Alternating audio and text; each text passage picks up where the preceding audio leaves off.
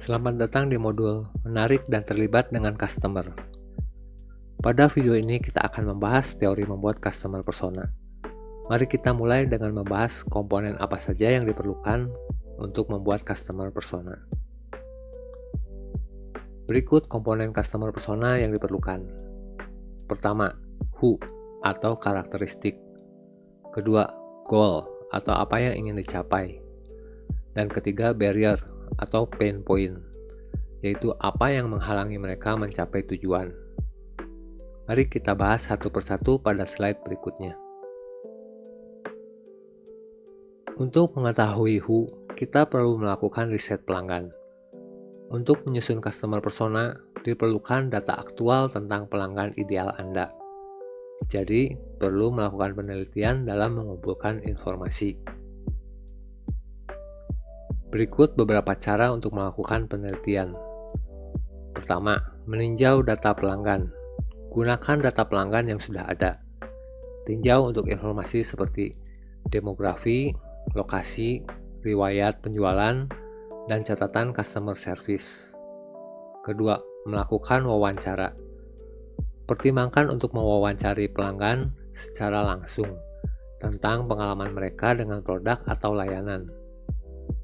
Ajukan pertanyaan seperti, apa yang membawa mereka ke produk tersebut? Bagaimana produk ini memecahkan masalah mereka? Dan jika dirasa pantas, pertimbangkan untuk mengumpulkan informasi tentang minat mereka. Ini berguna untuk membuat persona yang lebih detail. Yang ketiga, menganalisis data web. Jika bisnis aktif di sosial media, tinjau data demografis tentang orang yang mengikuti akun bisnis Anda. Selain itu, tool analitik website seperti Google Analytics dapat menyediakan data seperti usia dan jenis kelamin pengunjung situs web. Kita akan bahas lebih mendalam mengenai Google Analytics pada modul terpisah. Dan jika tersedia, riset ulasan online dan komentar. Ini dapat bermanfaat untuk data persona. Dan yang keempat, mengirimkan survei. Mengumpulkan informasi dengan mengirim email survei ke pelanggan biasanya tingkat partisipasinya rendah. Jadi, Anda perlu memberikan insentif dengan memberikan sesuatu secara gratis untuk pelanggan yang mengisi survei. Setelah melakukan riset, bagian pertama membuat persona adalah mendefinisikan siapa pelanggan Anda. Ini termasuk menentukan minat, karakteristik, dan demografi. Apa itu demografi? Demografi adalah informasi khusus seperti usia, gender, pendapatan, jumlah anggota keluarga, pekerjaan, pendidikan, dan lokasi. Misalnya, persona untuk bisnis pet shop bisa jadi seorang pria berusia 30-an dengan 2 anak yang suka dengan alam dan tinggal di pinggiran kota. Bahkan mungkin menjadi lebih spesifik dengan rincian seperti seorang pria berusia 32 tahun dengan 2 anak yang memiliki seekor anjing besar dan suka pergi hiking. Semakin detail sebuah persona, biasanya semakin banyak persona yang perlu dibuat. Ini berguna untuk menyelaraskan bahasa iklan dengan calon customer. Tahap berikutnya adalah mengetahui secara spesifik mengenai tujuan dan hambatan mereka. Untuk membuat tujuan dan hambatan, Anda dapat menggunakan data tentang pelanggan, seperti survei dan wawancara. Untuk customer persona goal, buat secara spesifik tentang apa yang ingin dicapai oleh pelanggan. Kemudian, kaitkan tujuan tersebut dengan produk atau layanan.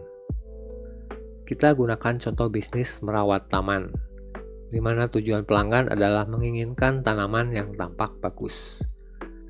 Saat meninjau data, Anda juga mengidentifikasi tujuan tambahan yang ingin dicapai pelanggan. Misalnya, beberapa pelanggan hanya menginginkan ketenangan pikiran bahwa tanaman mereka akan diurus, sementara pelanggan lain memiliki taman yang indah adalah sebuah kebanggaan. Tahap berikutnya adalah identifikasi barrier. Customer persona barrier adalah apa yang menghalangi pelanggan mencapai tujuan mereka, atau jika dilihat dari sisi perusahaan, apa yang mencegah pelanggan menyewa perusahaan.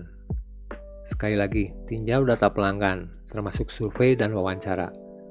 Dapatkah Anda mengidentifikasi hambatan?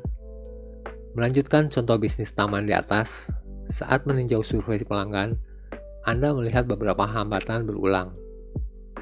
Beberapa pelanggan mengatakan mereka tidak punya waktu untuk merawat rumput mereka. Yang lain menyatakan mereka sudah mencoba tetapi hasilnya tidak menggembirakan. Kelompok lain menyatakan mereka tidak memiliki peralatan. Dari narasi di atas, kita dapat ambil kesimpulan. Penghalangnya adalah bisa jadi mereka tidak percaya kepada perusahaan karena mereka menerima layanan yang buruk di masa lalu. Sekarang Anda sudah memiliki informasi demografis, tujuan, dan hambatan. Gabungkan informasi itu untuk membuat persona. Melanjutkan contoh bisnis taman, contoh persona yang bisa dibuat adalah seorang wanita berusia 55 tahun, tinggal di perkotaan dengan halaman kecil dan taman. Dia telah merawatnya sendiri selama 5 tahun, tetapi saat ini tidak punya waktu untuk melakukannya. Persona lainnya bisa jadi seperti berikut. Pemilik rumah baru berusia 30 tahun. Mereka tidak pernah bekerja dengan taman dan baru saja pindah ke pinggiran kota. Atau persona berikut.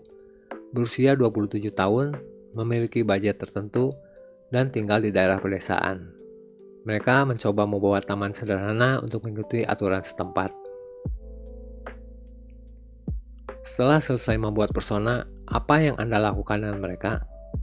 Praktik terbaik adalah pastikan setiap kali Anda mengerjakan materi pemasaran, pertimbangkan semua customer persona tersebut. Siapa yang Anda coba jangkau?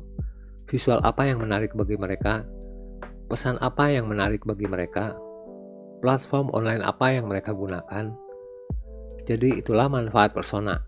Alih-alih menebak, Anda memiliki informasi spesifik tentang siapa pelanggan Anda.